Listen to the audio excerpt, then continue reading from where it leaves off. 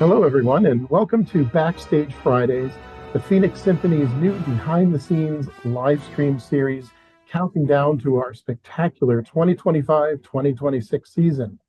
I'm Chris Powell, Vice President of Operations and Artistic Planning. It's great to have you with us, and thanks for tuning in. We've got an exhilarating season ahead, launching this October, and today we're previewing the season opening concert of our Jeannie L. Herberger Classical Series, happening October 3rd through 5th in downtown Phoenix at Symphony Hall. The program is titled Dvořák's New World Symphony, and it's going to be truly special. Part of what's new this season is our Friday morning exploration series, formerly known as Coffee Classics.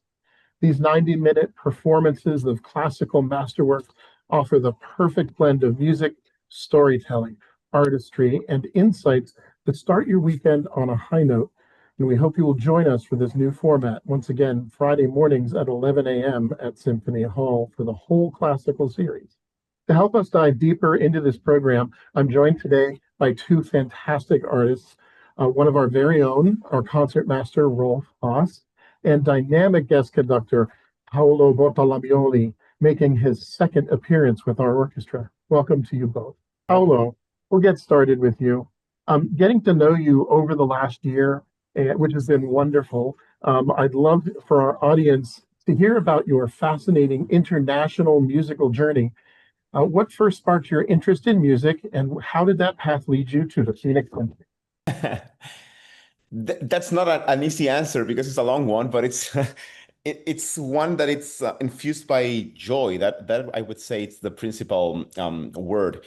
When I was very little, I came from a family, not a musician family, but a music lover family.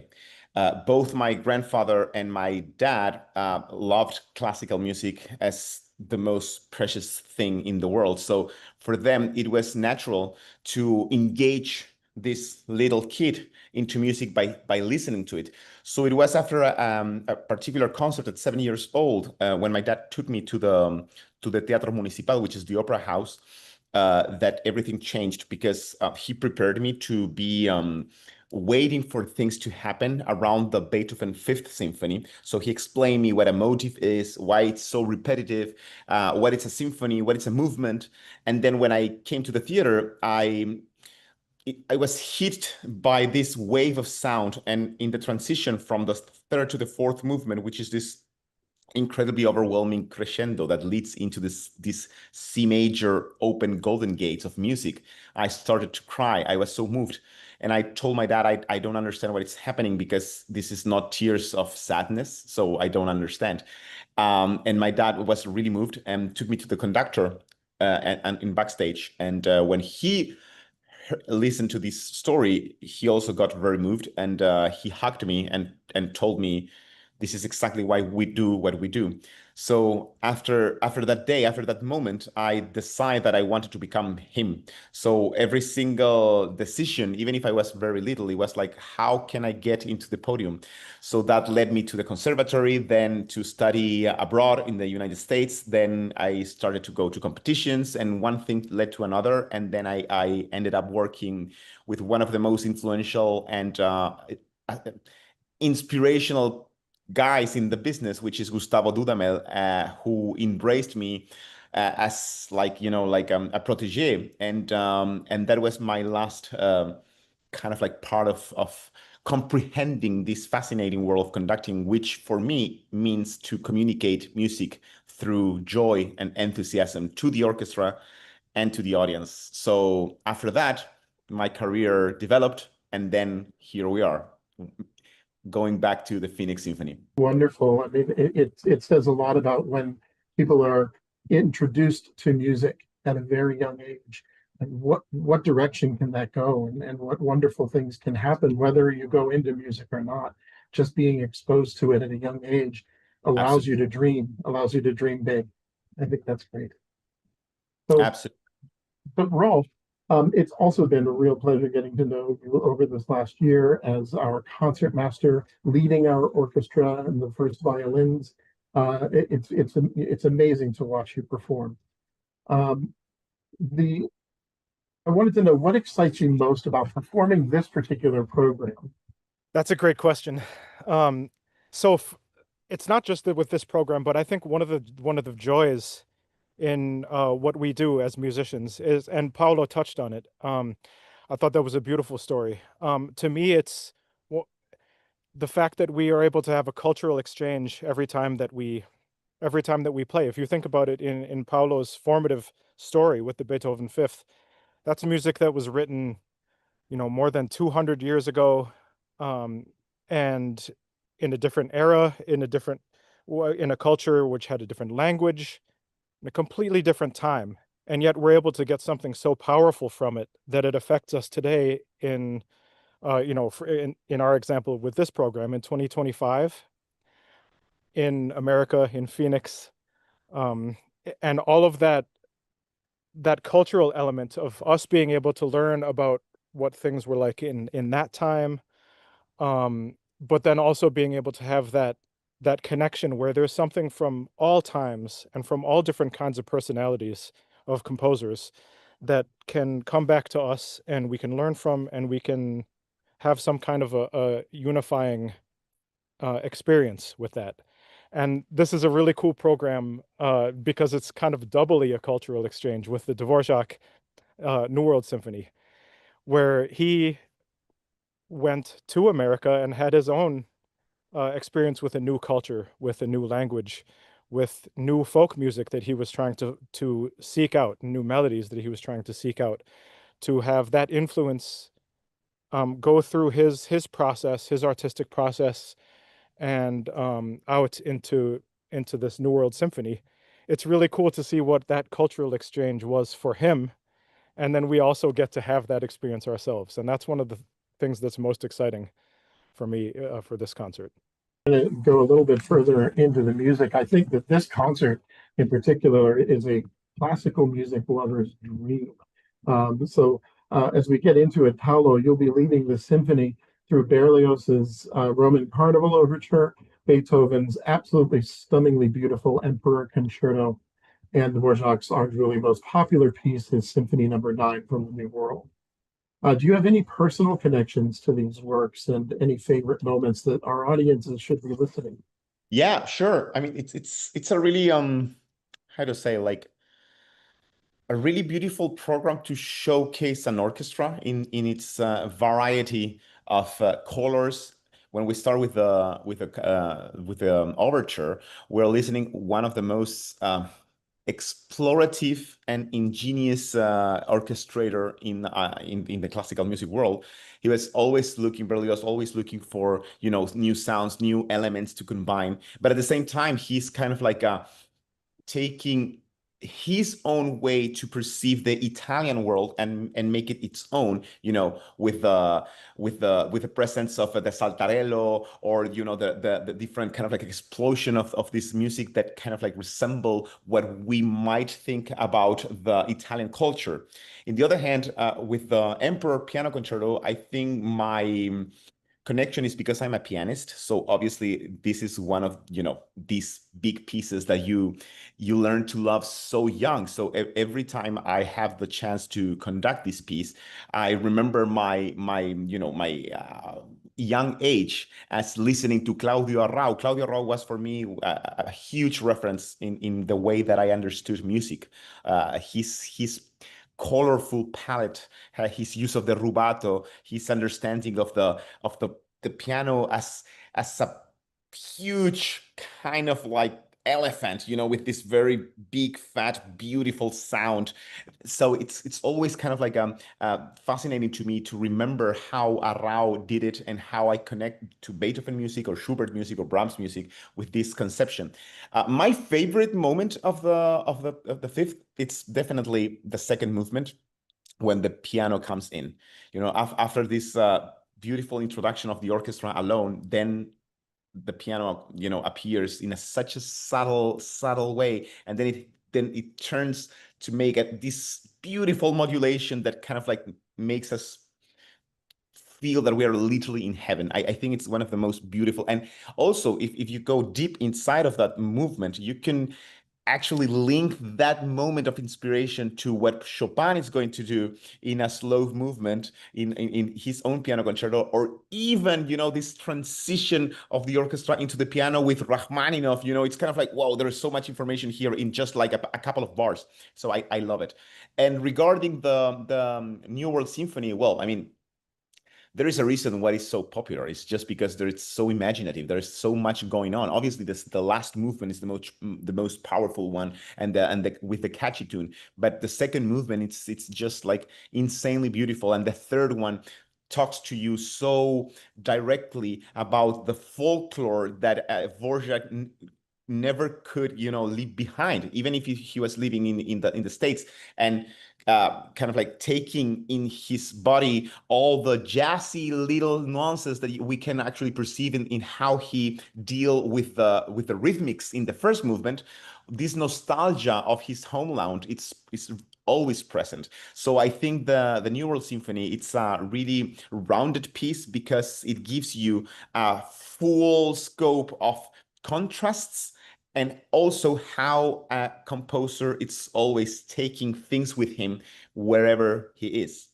Also, thank you, Paulo. What I also think is that if you're an English horn player, you will Yeah. have to eat your Wheaties for this concert. So our audience will hear that for sure. But Paulo, just a real quick follow-up question on this.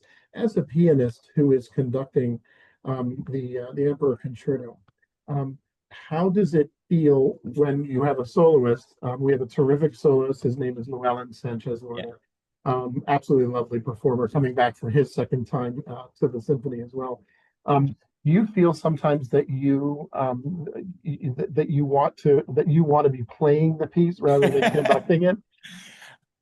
Maybe, but you know what is really fascinating? Last week, like literally last week, I was doing the Rachmaninoff third with a pianist that I know for forever, because we studied together in the conservatory. And one thing that I just realized is that when I conduct a pianist, I don't need to look at him. I am so connected to the pianism, kind of like you can easily guess what is going to happen, what is he going to do, that it feels really kind of like easy to follow a piano, because you are a pianist. So you understand the phrasing, the rubatos in a way that maybe it's easier.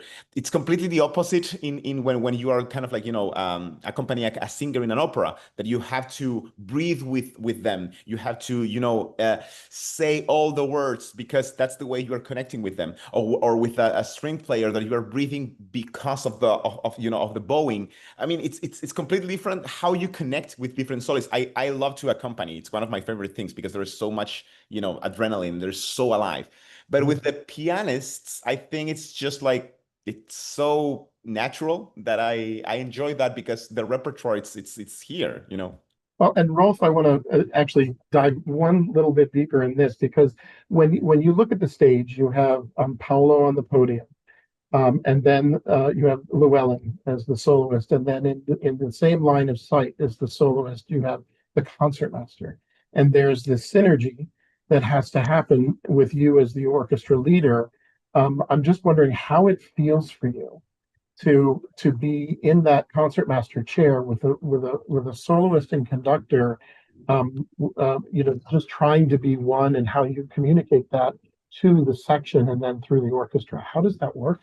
Well, it's exhilarating, and Paolo used a great word, joy. It's joyous. I always feel so joyous to be part of that line of communication, and to be able to be part right up there, right in the midst of all this amazing music making that's happening. And it feels like you're I'm out in the woods right now, and it feels like if you're out on a hike where you're kind of like pushing the razor's edge of if you might fall off there, you might fall off there, but it's really exhilarating, and it's really fun to be on this thing where it's like bam bam bam bam, all these things are happening, and to be able to embody that, and to embody the flow of the music to the section, or to make music with my colleagues. that kind of embodying that music, it feels very electric, exhilarating, and joyous to me. Well, Rolf, going into that, how do these pieces challenge or inspire you as a performer? Well, that's a great question, and I think I would like to talk specifically about the Dvořák, but really for each of these pieces, they're pieces that especially the Beethoven and the Dvořák that we've heard many times before, and in many cases played many times before. And with that is a challenge because it's not new, but we still want to bring fresh eyes to it each time. And even when we play it multiple times in a weekend, we want to be able to bring, you know, like each day is a new day, and this performance will be a little different than the one before. But with Dvořák specifically, one of the things that I've been doing a bunch of Dvořák chamber music this summer, and I've found something that was a cool new discovery for me, which is that there's so much, like, okay, so again, using the woods as an analogy, if you're in a forest and there's so many colors and so many textures and so many details around you, but then a specific kind of sunlight hits and it makes all of those pop, makes all of those lines and makes all of those textures pop. That's something that I find really unique and really amazing in Dvořák's music, is that I feel like in sound it's that. There's so many amazing, imaginative, different colors and different sounds and details and textures that pop out and show itself as like an energy. Like I feel when I listen to that piece, I feel like the energy of when you're in a new place and you're wanting to you're like looking around and you're wanting to learn about the place and just get as much as you can inside you, in your, in your mind and in your heart. And that energy is palpable in this piece. And so what I think is going to be a challenge and really exciting is to be able to bring that energy hopefully out to the audience and to light, for those multiple performances. It's going to be exciting. What's one thing audiences might not expect about what you do to prepare for a performance like this? Let's start with you, Paulo. I would add something that Rolf says that I so completely, in sync with that, which is people tend to think that orchestras, they have their parts and they read and they, play, which is partially true. But any music making, it's about hearing, listening to each other and breathing together and moving, together as all this individuality became this collectiveness and we become one.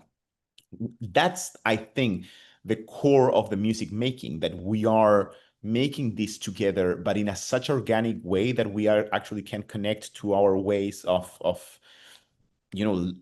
live our lives. I mean, that's the way we do it. We listen to each other as people of the same tribe, with our friends, with our family, with our son. We breathe together when we are kind of like having a conversation, a passionate conversation, a sad conversation. We are, making teaming work if we want to achieve a goal. And all these things that you can philosophically connect to the society, we can find it in the music making. So one of the most beautiful thing, I think, to share with the audience is that result, which is the seeking of beauty, but that was part of a process, a human process. From the very first time we met in the first rehearsal to the last breathing of the concert, we are there because as a team, as a togetherness, we want this product to succeed. And it's a beautiful product because it's just for a moment of joy, a joy that we are experiencing by, looking at each other, breathing together, moving together, but at the same time, we're transpassing that to a bunch of people that are at that moment completely connected to this human experience. It's amazing when you think that with just one chord of music, even one note is enough to change a mind, to change a heart, and that's a very powerful thing in your hands as a conductor. And Rolf, what's one thing audiences would not expect that you do to prepare? I love this conversation because I'm just right there also with you, Paulo. And I want to just say a specific, I couldn't have said it better myself. And so I just want to talk about something that is kind of like behind the scenes with backstage as regards to teamwork. I completely, believe 100% same as that, how important it is to be as one and to be a team. And I come from I grew up playing sports, and I grew up playing football and basketball. And one of the things that I've loved to do more and more in music is be able to have that kind of like camaraderie, and to be able to make that the vibe of a teamwork, that we're going to go out and do something together. And so backstage always, especially, well, I try to do it like throughout the backstage, but definitely on my side where I come out from, before the concert, there's a lot of uh, just like you would see in a sports team, with us getting ready to go do our thing, some fist bumps, um, some some some huddles, some discussion about what we're gonna do out there, and so then then we go out and we're ready to be in that moment in the music. But it's fun. If you would see backstage, you might think that it's like sometimes a very tense place, but what I love to do is to be able to have this atmosphere of like, let's go out and let's do this, let's do it together. So Paulo and I will hopefully share many fist bumps in that week and before I we love go out. that. Well, what's your desert island piece, Paolo? What piece of music can you just not live without? That's kind of like an impossible question. But just for the fun of the playing the game, I think I would go with Mahler. Mahler, it's kind of like an obsession in my life. So if I have to, take one piece, I can imagine having, a Mahler symphony with me.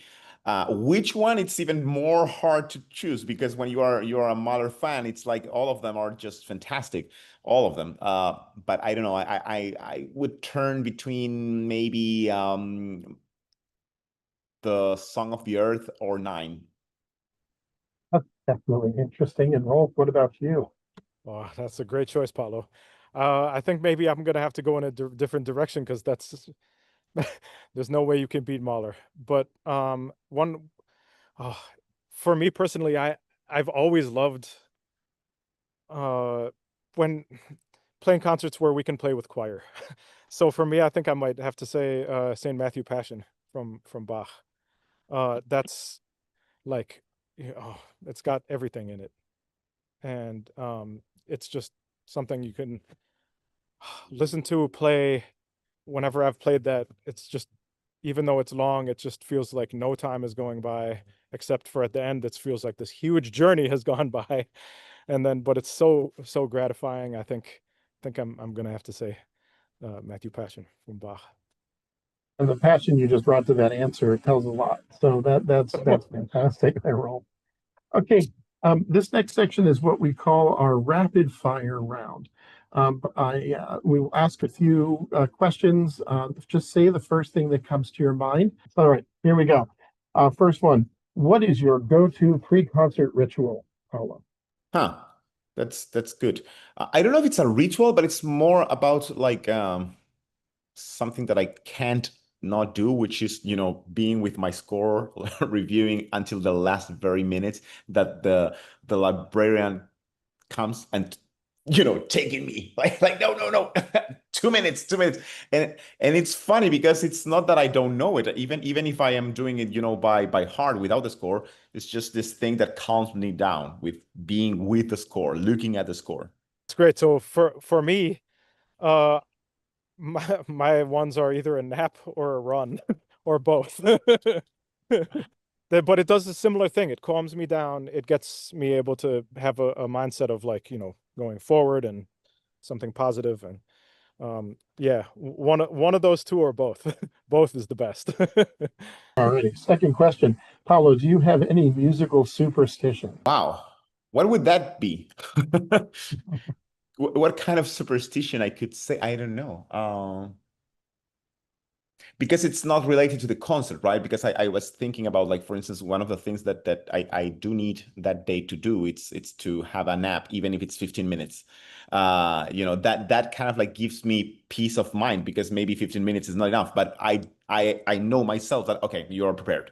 But that's not musical. So I don't know, maybe the most musical thing to say is that I appreciate silence before music, because it kind of like connects me to the music from the absence of music. That's good. Yeah, I also know I was trying to think of the musicality of that for me too, and I don't even know if I have an answer other than just that, um, I guess in performing, I'm definitely trying to not depend on a superstition for it. But if but if it happens, sometimes it does happen where like it's kind of hard after a concert has gone really well and you have multiple of it, like multiple nights. It's kind of hard to resist to maybe like after you wash them to put on the same shirt or maybe the same socks or something like that. But yeah, I'm trying to not have them, but sometimes it happens like that. Can I add something? Because now that you said that about like using the same clothes, then I could say that there's something really special to me, that when I use cufflinks, I Yeah, use a pair of them that I there was from my dad, and that is something that I always want to do. that's perfect. I remember, just as an aside, I remember I had one thing that I tried to do as like just for good luck, and then my third string on my French horn broke in that concert, so I never did it again. So I don't believe in those things. So anyway, it's not about me. Okay, Paolo, last song that you just listened to for fun. Mm, I love, I really love Ella Fitzgerald and Louis Armstrong singing Gershwin, and there was one particular album that I treasure, which is the best of them. It's a blue one, and I love the first song, which is "Let's Call This Thing Off," uh, and I love that song. And that actually, I was listening to that song this early this morning. Great. That's a, Well, that's a great one. Oh, that's a great one. I know what you mean, and that's such a great song. So for me, the honest answer for me is that a hip hop group called Clips just came out with a new record called Let God Sort 'Em Out. And I have been listening to that like all the time. I think it's awesome. Um, Pharrell, if anyone knows Pharrell, he produced the whole thing. Anyway, it's that's my honest answer, is I've been listening to that heavy. this last question is it's I think it's really tough for musicians to answer this question, but we'll give it a shot. All right, Paolo, if you weren't a musician, what would you be doing instead? It's not that difficult, because at some point in my childhood, I was kind of like thinking two directions: being a musician, which obviously won because it was even more powerful than my other love, and the other one was to be a filmmaker, because I really love films, and I definitely kind of like considered it to become a filmmaker, because I think cinema, it's such an amazing way to tell stories in a such a complete way, so many angles, from writing the script to eventually, if you can, writing the score, and filming and choosing the footages and the photography and the light and everything. So it's kind of it's a major art form if you can combine all these elements in a really artistic way. So yeah, definitely that would be my second choice.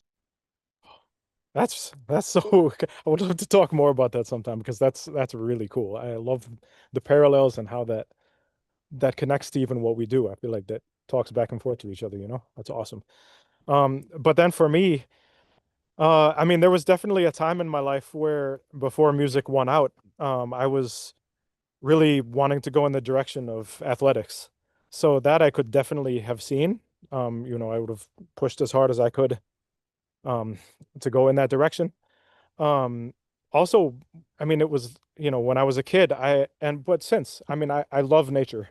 And there was definitely a time when I was really young that I was like, man, I would love to be a naturalist or a zoologist or a biologist or something like that. Um, but that for me has just translated into just being someone who loves nature. But athletics, that would have been that was much more closer to happening. I honestly wish we had a lot more time to talk. I mean, I'm certainly looking forward, all of us here at the Symphony are looking forward to having you here in October to open our season. So thank you both, Paulo and Rolf, for joining us today. It's been an absolute pleasure hearing your insights and stories. We can't wait to see you both on stage for opening weekend, which is, of course, Dvořák's New World Symphony in your brochures, how you find it. It's part of our Jeannie L. Herberger Classical Series, opening on October 3rd at Symphony Hall in downtown Phoenix. To our viewers, thanks for spending a part of your Friday with us. Be sure to follow the Phoenix Symphony on social media and join us every other Friday at 11 a.m. for more Backstage Fridays conversations, exclusive previews, and behind the scenes moments as we gear up for our 25-26 season.